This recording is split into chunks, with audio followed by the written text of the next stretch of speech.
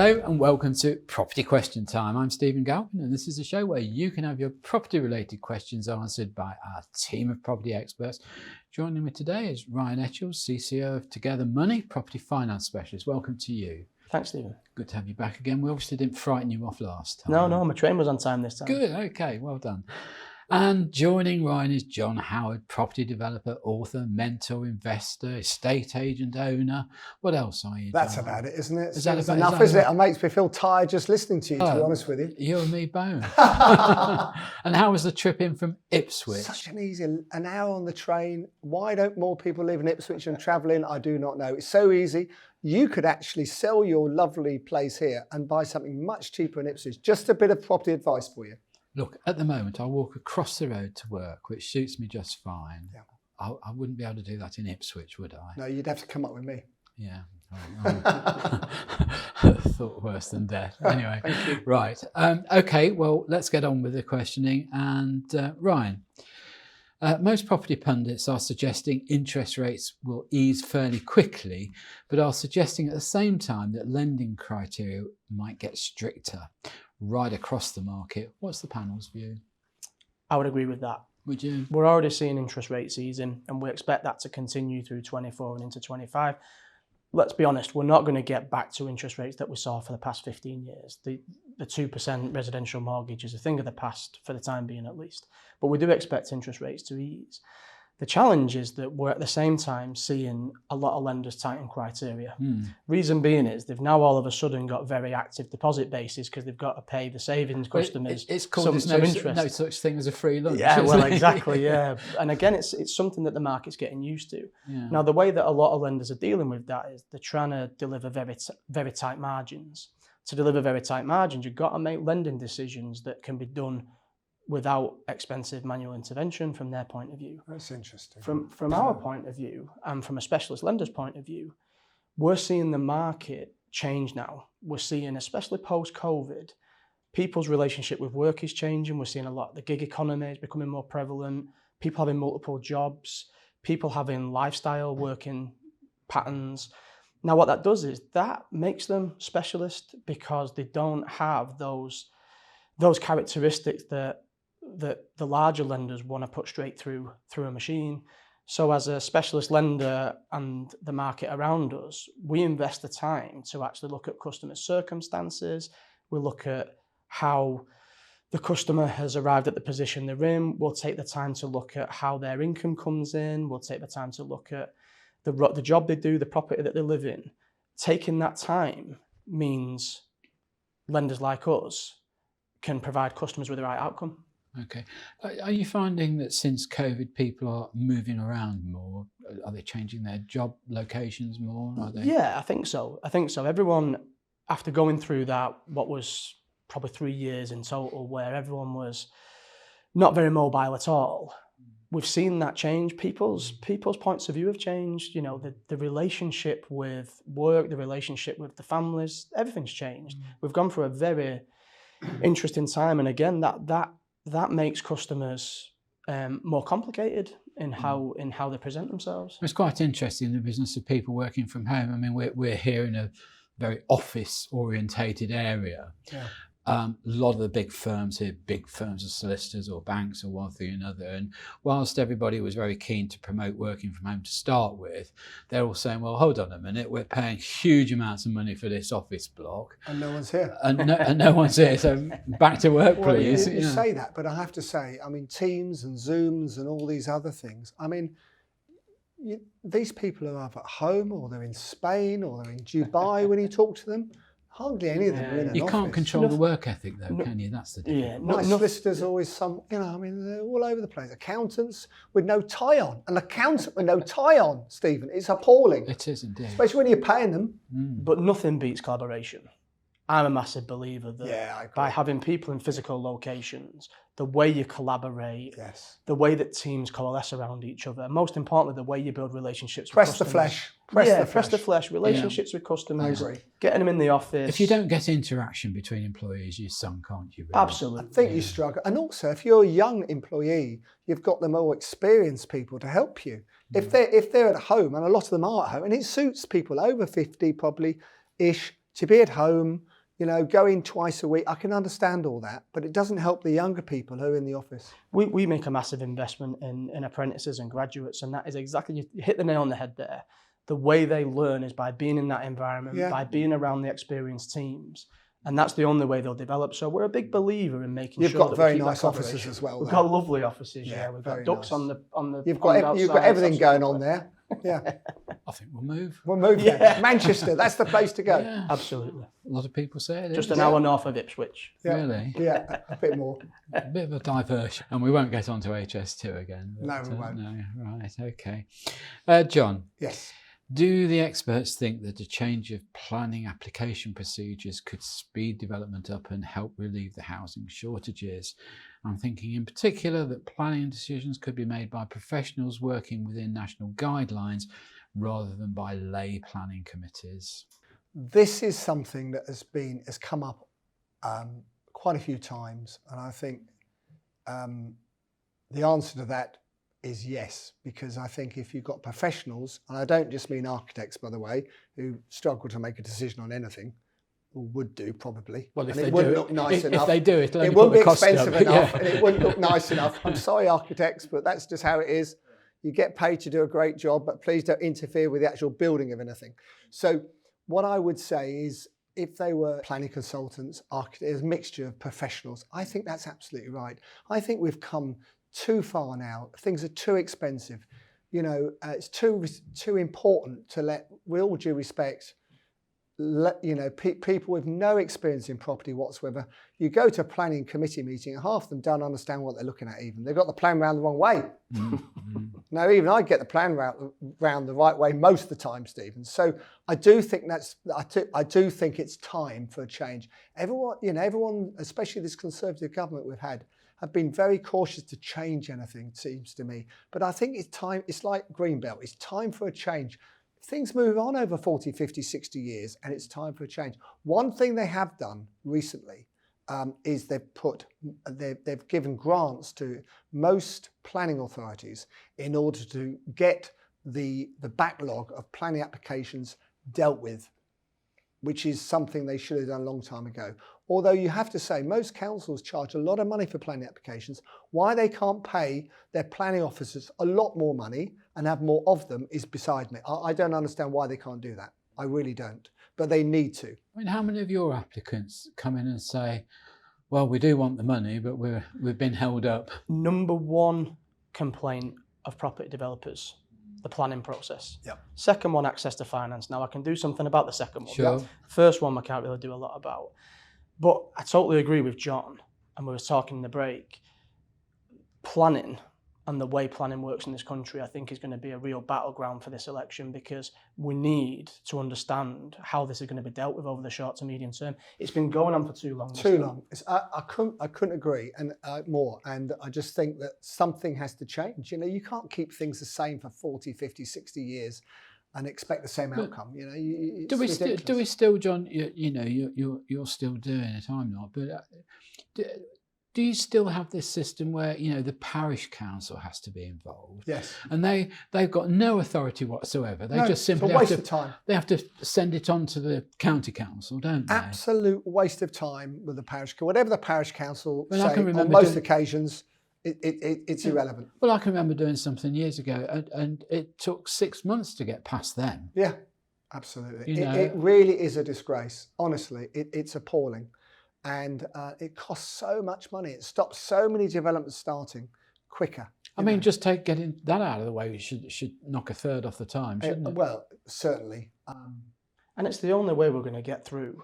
I think we were talking last time I was here, John, about the levels required to meet the demand of housing in this country.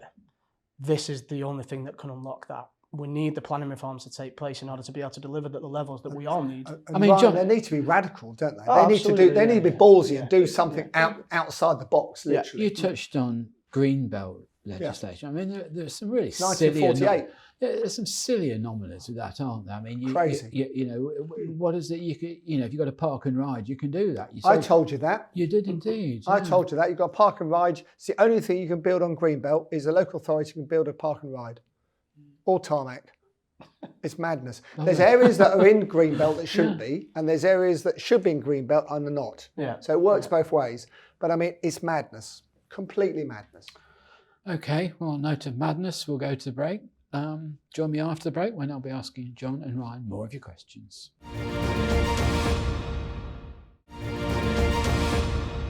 Hello and welcome back to part 2 of Property Question Time. I'm joined by Ryan Etchells and John Howard. Welcome back. Thank you. Ryan, during recent peaks in the property market, we've seen levels of 6-time earnings being considered as being acceptable. What is the current norm in respect of earnings to loan ratios, and where's it heading for the future? I'll start by saying I don't like income multiples. I don't think they work, especially for this new economic environment we're heading into. But fundamentally, I don't think they work because it masks a lot. If you're trying to understand a customer's circumstances and can they afford a loan, taking one number and timesing it by another number, to me, isn't the right thing to do. I'm a big believer in actually you have to underwrite the case, good old-fashioned underwriting. You have to understand the customer's circumstances. You have to look at their income, you have to look at their outgoings, look at their affordability, and you make a decision based on that. So that's my starting point, is that income multiples are a bit outdated. Just to explain that, I suppose really a multiple of earnings doesn't take into account what your expenses are, does it? Precisely, yeah. And also, in this day and age, a multiple of your earnings can be quite misleading. So, for example, if someone's got 2 jobs, if someone's on a gig economy or a 0 hours contract, if you try and scale up, if you're on a 0 hours contract and you take the last 3 months of earnings, that might be masking quite a lot. Same with multiple jobs. If you're looking at a bank statement and you can see a couple of incomes coming in, probably the best thing to do is have a look at the last 6 months of bank statements, not add them both together and then times them by 6 and see what that comes out with. Actually putting the effort in to understand the customer's circumstances will always put you in a better position to make a lending decision. I'm a firm believer in that. And I think customers, the way that customers are changing their relationship with work is driving more and more of that characteristic. That's on the residential side. Same thing on the commercial side, whether it be a commercial mortgage or a buy-to-let mortgage. Actually taking the time to understand the circumstances, look at the customer in the round, that's when you make good lending decisions. Definitely don't like income multiples, and it's not something that I've ever enjoyed working with. And that's why specialist lenders are seeing more and more of the market now, because people's circumstances are changing. They're falling out of those types of models, those types of income multiple models, and they're coming into sectors where we can support them by actually understanding them and building the relationship with them. John, you've recently done quite a big development. Have you seen much of this in there? Yeah, I mean, I think the problem is with this, where it gets difficult is where people are self-employed. It's really difficult because you could have, most self-employed people only take out the minimum they need to live. They don't take all their money out of the company quite often. And I do think, like exactly what you've said, the old days, it used to be 3 times first income, 1 time second or whatever. And then it went up to 5 or 6 or 7. They say when it gets over 7, that's when there's a property recession, which is very interesting. When it's over 7 times, you've got a big problem. Now, that's how it used to be. But like you said, I think the government are onto something about this, about the rent. Because if they can afford a rent, and they've proved they can afford the rent for the last 12 months, and your mortgage is the same as the rent's going to be or less, then why the hell won't you lend to them, whatever their times the income is? I think that's got to be a good It's very point. difficult, though, for a government to legislate to somebody who's lending. Yeah, and it's dangerous as well. And it's dangerous. It is. Yeah, I don't think that... They've tried it and it hasn't worked. Yeah. I think government legislation around the way that lenders assess and underwrite, it can be very dangerous. Ryan, years ago you had your building societies who were the main lenders. I think in those days, very rarely would you have a bank lending you money for a house unless you were in business and that house had to go as part of the overdraft security or whatever else. Since we've had that change, I suppose that happened in the late 80s, where lots of the building societies became banks themselves, didn't they? I mean, I know you said when you started in the lending business was much later on, but do you notice a difference in attitude between building societies and banks and the different ports of call for borrowing? Yeah, we spend a lot of time doing market analysis, and a lot of the big institutions, whether they be banks or building societies, there is this race to dominate the large proportion of the market. And therefore, they've introduced a lot of automation and a lot of digitisation around the lending journey. And the specialist industry is also doing that as well. Is that to get through volume? Yeah, that's the okay. volume piece, Yeah. And that's to operate on fine margins like banks and building societies have to do. In the specialist space, because we are willing to put the extra effort in, we're willing to actually get to know customers, we're willing to make lending decisions based on their circumstances, you do definitely see market dynamics different between those players. You definitely see that.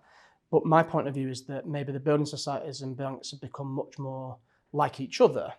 And then specialist lenders are filling the space to meet customers' needs that aren't being met where they're becoming more I mean, I remember doing a development down here where there were an awful lot of flats, probably 600-700 in the one building or the two buildings. And you listen to your sales team talking to a customer, and they say, "Well, where are you having your money from?" And sometimes you think, "Oh no, this just isn't going to happen." Because you've got some lenders that will say, "Oh, if there's shops underneath the development, we're not lending or there." Or they only lend 10% on the block, which you can understand. We'll only do 30, 40 flats in this block. But again, on the commercial side, that's where I think the market has changed a lot over the last few years, and developers are understandably looking for opportunities to maximise yield. So you mentioned semi-commercial. Yeah. They need support to find those opportunities, and they need a lender that's willing to support them in realising the ambitions on those opportunities. And work quickly, right? Exactly. Provide the right service, work quickly. I've never understood why when somebody like John does a development, he borrows the money from... You're blaming me for? No, I'm not blaming you for anything. Stay calm.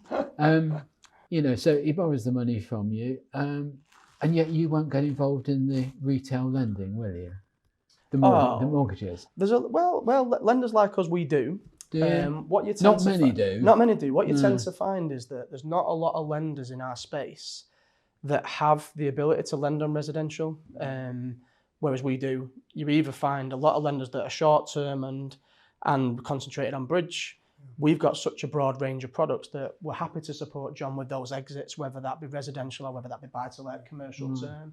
We'll support there with you those go, John. exits. Okay, you got me the loan. Thank you very much. Yeah, You've heard it live now. I was going to say, if it carries on, you've got it, haven't you? Yeah, I've got the loan. Oh, fantastic. Yeah. Well, we'll do that. 50 pence deal. You want commission now? Yeah, go on. This is a new sales channel for us. New sales, yeah. Don't you worry, we'll look after you. You just come to Property TV. Famous last words. We'll solve all your problems. Okay, John. There seems to be a lot of discussion about the use of hydrogen gas for use in our homes and kitchens. However, a planned experiment in this respect has been recently cancelled, with potential safety dangers being cited as a reason. Given that the government seems to set on outlawing conventional gas boilers, what do the panel think of what do they think is the home fuel of the future? And I mean, I'm just saying that, John. I mean, that scheme's been scrapped. We were all told to buy diesel cars 6 years ago, and they changed their mind on that. Where are we going with this? Well, hydrogen, what could possibly go wrong, eh? It did. There's the answer. Boom. Exactly. Boom. Yeah. So hydrogen, I think, is probably going to work for lorries and things like that. That's what they say, don't they? Because it can be made, if you've got a big transport yard, you can actually make it on site, which is, eventually that should work, I think. But clearly for houses, it's not looking good. Although, to be fair, you put a light to gas, it will go boom as well. But a lot of people are saying that what's happening at the moment is gas boilers have reduced in price because people have got it in their mind they're being phased out. Yes. And what they're doing is buying a spare one, ready to put it keeping it in the cupboard, waiting till the day. Oil boilers was going to and my house is in the country, so I've got to have an oil boiler. They were going to phase that in 2025. Right. So what was going to happen to all the fuel lorries that deliver the oil to everyone's homes? I mean, it was madness, and it was always going to be put back, wasn't it? Right. I mean, heat exchange is one way. These heat exchange air source pumps. We did a development of 22 last year, conversion actually, and they made us put these damn things outside the front doors, and they're huge. They look like an air conditioning unit, and they're quite noisy. but most of the buyers accepted them. But the council forced us to do that, part of the planning permission. So, have we got enough electricity being generated in the UK to be all electric? I don't think we have. So it's a major problem for any government. It's a huge problem. And I still think a combination of all these things is probably the right way forward, personally. So just have a go at trying to answer the question. What was the question? I thought I answered it. What's the fuel of the future? Electric. Electric. Got to be electric. You It's got to agree? be electric. Yeah, I think like John says, electric. I think the bit for me that's most clean. important is that we need.